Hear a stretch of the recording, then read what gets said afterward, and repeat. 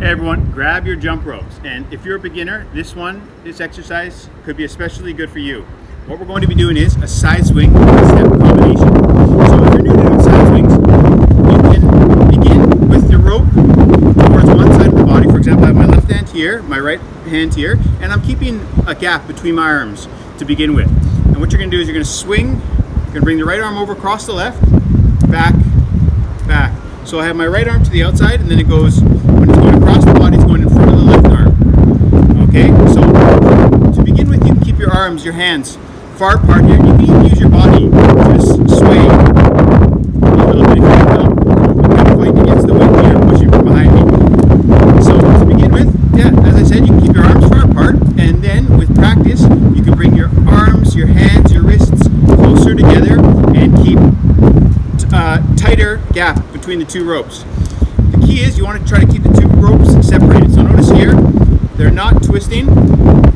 And then as you get good, you can bring your hands closer together and use more of your wrists to spin the rope. Not so much swaying, but more wrist movement.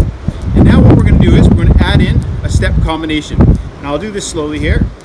So I'm going to swing to my left, and then I'm going to go into a hop, like so.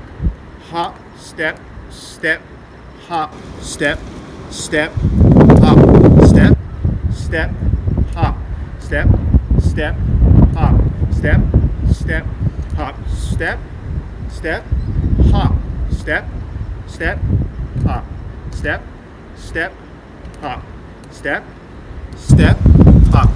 And then you can, as you get better at it, you can add speed. And then what you want to try to do is try doing it while you move around in circles. All the while maintaining the step, step, hop.